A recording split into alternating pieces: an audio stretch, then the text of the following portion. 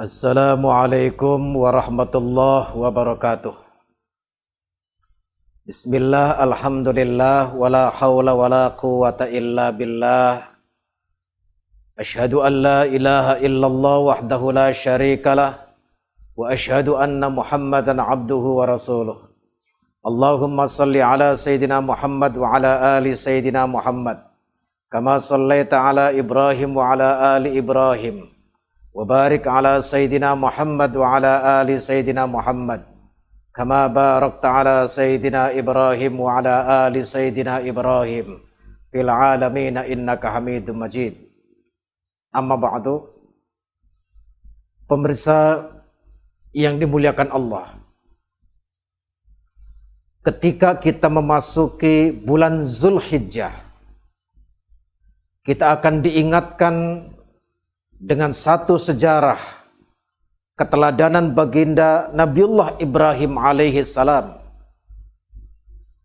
Nabiullah Ibrahim mendapatkan julukan Abul Anbiya, bapaknya para nabi. Karena memang putra dan cucu dari beliau semuanya menjadi nabi. Dari Nabi Ya'qub, Shu'aib, Ayub, Musa, dan terakhir adalah Nabi Isa alaihissalam, adalah putra baginda Nabiullah Ibrahim alaihissalam. Nabiullah Ibrahim mempunyai istri yang namanya Siti Sarah. Berpuluh tahun tidak mempunyai anak. Kemudian nikahlah beliau dengan Siti Hajar. Dan dengan Siti Hajar, beliau mempunyai anak yang namanya Ismail. Siti Sarah yang tadinya tidak mempunyai anak, kemudian akhirnya berbuah hasil mempunyai anak. Dari Siti Sarah, melahirkan anak-anak sampai kepada Nabi Isa yang semuanya menjadi nabi, jadilah satu jalur yang namanya Bani Israel. Dan dari Siti Hajar, punya anak satu yang namanya Ismail, maka lahirlah satu keturunan yang namanya Bani Ismail, yang terakhir adalah baginda Rasul Muhammad sallallahu alaihi wasallam. Maka Nabiullah Ibrahim karena begitu banyak putra dan cucunya yang menjadi nabi, maka beliau disebut dengan Abul Anbiya. Yang kedua, baginda Nabiullah Ibrahim mendapatkan satu predikat Khalilullah, kekasih Allah. Karena beliau adalah satu nabi yang mendapatkan ujian dan cobaan silih berganti. Ujian yang sangat berat, namun ujian dari ujian dilalui dengan penuh kesabaran yang akhirnya mendatangkan satu keberhasilan. Ketika remaja, Nabiullah Ibrahim diusir oleh ayahnya yang bernama Azar. Bapaknya bukan hanya sekedar penyembah berhala. Azar, bapaknya Ibrahim, adalah seseorang yang biasa membuat patung, yang patung itu kemudian dijual sebagai alat untuk sesembahan. Ibrahim kecil berontak, tidak setuju dengan apa yang dilakukan oleh ayahnya. Karena berbeda pendapat, anaknya yang tidak mengikuti akan kebiasaan yang dilakukan oleh orang tuanya, yang pada puncaknya Ibrahim diusir sama bapaknya. Ketika remaja, ketika pemuda, di usia pemuda, Nabiullah Ibrahim pun masih banyak mengalami ujian dan cobaan. Nabiullah Ibrahim nikah dengan Siti Sarah, berpuluh tahun tidak mendapatkan anak, namun dilalui dengan penuh kesabaran. Ujian masih datang ketika Nabiullah Ibrahim berusia 80 tahun. Nabiullah Ibrahim dapat satu ujian, mendapatkan satu perintah dari Allah untuk melaksanakan khitan. Ukhtutina Ibrahim Khalilur Rahman ba'dama atat samanuna sanatan waqtutina bil qudum. Nabiullah Ibrahim khitan ketika umur 80 tahun dan khitannya pun menggunakan kampak. Namun demikian Nabiullah Ibrahim sami'na wa ata'na, apa yang diperintahkan oleh Allah beliau laksanakan dengan penuh keikhlasan dan keridhaan. Ujian masih datang. Ketika berpuluh tahun Nabiullah Ibrahim tidak punya anak. Dan kemudian satu saat ketika usia sudah 82 tahun, Nabiullah Ibrahim baru dikaruniai anak yang bernama Ismail. Puluhan tahun mendambakan seorang anak. Puluhan tahun mengharapkan keturunan. Tapi ujian belum datang juga. Ketika Ismail berusia 13 tahun, Allah menguji pula untuk memberikan satu ujian kepada Nabiullah Ibrahim. Allah mewahyukan kepada Nabiullah Ibrahim, memerintahkan Nabiullah Ibrahim untuk menyembelih anaknya. Orang tua yang bijak, Nabiullah Ibrahim, walaupun itu adalah perintah dari Allah, namun tetap dikoordinasikan, dikomunikasikan dengan anaknya. Komunikasi, dialog antara, musyawarah antara seorang ayah dan seorang anak diabadikan di dalam Al-Quran surah As-Saffat ayat 102. Nabiullah Ibrahim menyampaikan kepada putranya, "Ya bunayya, inni ara fil manami anni azbahuka fanzur madza tara." Wahai anakku, semalam ayah bermimpi. Ayah diperintahkan oleh Allah untuk menyembelihmu. Gimana kira-kira pendapatmu, wahai anakku? Seorang anak yang taat kepada orang tuanya. Orang tua yang taat kepada Tuhannya. Anak yang taat kepada orang tua dan taat pula kepada Tuhannya. Menjawab dengan kalimat yang bijak. Ya abatif alma tu'maru satajiduni insya'allahu minas sabirin. Wahai ayah, mimpi ayah itu benar dari Tuhan. Laksanakan perintah dari Tuhan itu, wahai ayah. Insya Allah mudah-mudahan kita tergolong orang-orang yang sabar. Ujian yang sangat berat. Anak semata wayang dari Siti Hajar yang berpuluh tahun dinantikannya, ketika berusia 13 tahun diperintahkan untuk disembelihnya, Nabiullah Ibrahim mentaati apapun yang diperintahkan oleh Allah, dan dengan penuh kesabaran Nabiullah Ismail pun menerimanya dengan lapang dada. Proses penyembelihan segeralah dimulai. Nabiullah Ibrahim memastikan jangan sampai ketika proses penyembelihan golok ataupun alat apapun yang akan dipakai tidak menyakiti anaknya. Alat yang dipakai untuk menyembelih diasahnya begitu tajam. Diujinya ditempelkan di batu dan batu pun pecah.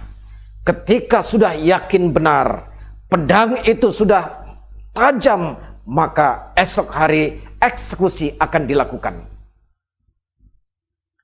Di pagi hari Nabiullah Ibrahim keluar dari rumah beserta dengan Ismail, izin atau pamit dengan istrinya Siti Hajar. Selesaikah permasalahannya? Belum. Ternyata ujian masih datang. Setan adalah makhluk Allah yang paling tidak senang melihat manusia taat kepada Allah. Ketaatan yang dimiliki oleh Nabiullah Ibrahim membuat setan marah. Setan tidak senang, maka setan menggodanya. Digodalah Nabiullah Ibrahim. Wahai Ibrahim, berpuluh tahun kau mengharapkan punya anak. Nah sekarang anak sudah dewasa, anak berusia 13 tahun, masa anak semata wayangmu akan dikorbankan, akan disembelih? Ibrahim sadar, ini setan ini. maka ditimpuknyalah setan itu menggunakan batu. Setan merasa gagal. Ibrahim gagal, saya goda. Kali-kali aja istrinya. Siti Hajar pun masih digoda oleh setan. Wahai Siti Hajar, berpuluh tahun kau mengharapkan seorang anak. Kemudian kau mengandungnya. Kau lahirkan anakmu dalam keadaan payah bertambah payah. Nyawa taruhanmu, kau susui anakmu. Kau asuh dengan penuh kasih sayang. Masa anak semata wayangmu, anak yang kau kasihi akan dipotong? Siti Hajar menyadari ini adalah godaan setan. Maka ditimpuknya lagilah setan itu. Gagal yang kedua kali. Setan tidak putus asa. Bapaknya saya goda gagal. Istrinya saya goda gagal. Kali aja anaknya saya goda, mudah-mudahan berhasil. Datanglah dia kepada Nabiullah Ismail. Wahai Ismail, memang dasar bapak dan ibumu itu orang yang gak punya hati. Anak semata wayang sepertimu, ganteng cakep sepertimu, masa mau dipotong, masa mau disembelih? Di mana hati nurani bapak dan ibumu? Ismail sadar, ini godaan setan ini. Maka kemudian setan itu pun ditimpuknya untuk yang ketiga kalinya. Timpukan pertama dari Nabiullah Ibrahim, timpukan kedua dari Siti Hajar, dan timpukan yang ketiga dari Nabiullah Ismail, kemudian menjadi syariat pelaksanaan ibadah haji, Jumratul Ula, Jumratul Wusta, Jumratul Aqabah.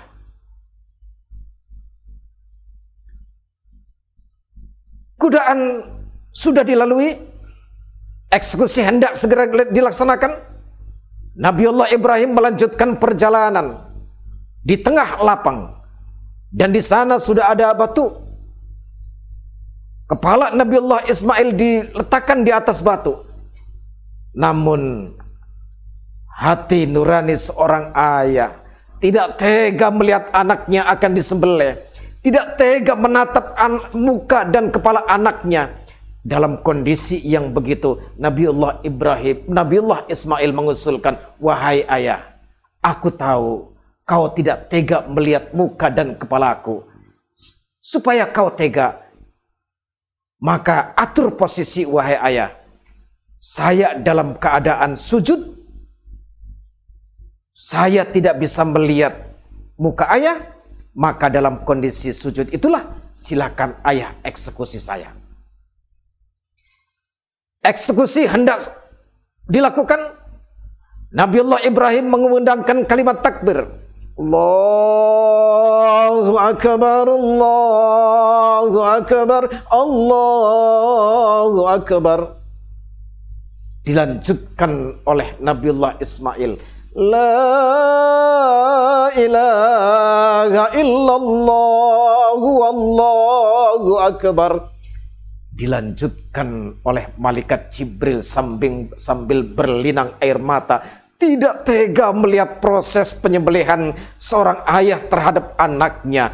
Dan begitu salutnya Nabiullah Ibrahim melihat keteguhan iman yang dimiliki oleh Nabiullah Ibrahim di dalam menjalankan perintah dari Tuhannya. Allahu Akbar walillahil hamd. Dalam hitungan detik atau sepersekian detik, Nabiullah Ismail digantikan oleh Allah melalui tangan malaikat Jibril, diganti dengan binatang yang sangat besar, kambing atau domba yang sangat besar yang didatangkan langsung dari surga yang telah dipelihara sebelumnya selama 40 tahun di surga. Keteguhan Nabiullah Ibrahim dipuji oleh Allah Subhanahu wa Ta'ala.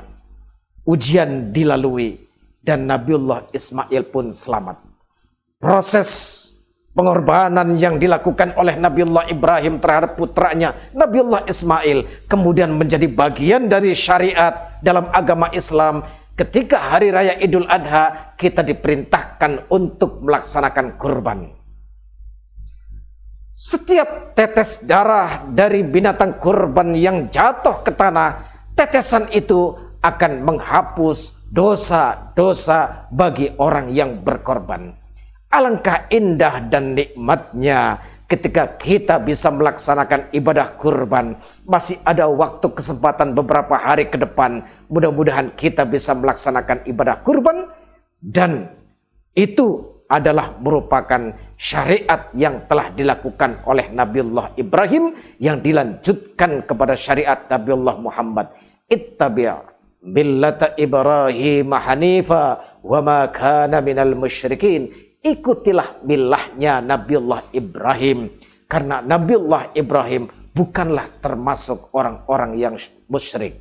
Nabiullah Ibrahim hitan, umat Nabi Muhammad diperintahkan untuk hitan. Nabiullah Ibrahim melaksanakan korban, umat Islam pun diperintahkan untuk melaksanakan kurban. Nabiullah Ibrahim melempar setan dengan batu, dilanjutkan oleh Siti Hajar yang diakhiri oleh Nabiullah Ismail. Itu pun kemudian menjadi syariat yang biasa kita lakukan ketika kita melaksanakan haji ataupun umrah. Ketika kita melaksanakan ibadah haji maksudnya, Jumratul ula, Jumratul wusta, Jumratul aqobah. Mudah-mudahan kita bisa melaksanakan syariat-syariat yang telah dipancangkan dan dicontohkan oleh Nabiullah Ibrahim, dilanjutkan oleh Nabiullah Muhammad dan kita sebagai umatnya. Dan mudah-mudahan korban yang kita lakukan pada tahun ini mudah-mudahan diterima oleh Allah Subhanahu wa taala. Terima kasih. Wallahul muwafiq ila aqwamit thariq. Assalamualaikum warahmatullahi wabarakatuh.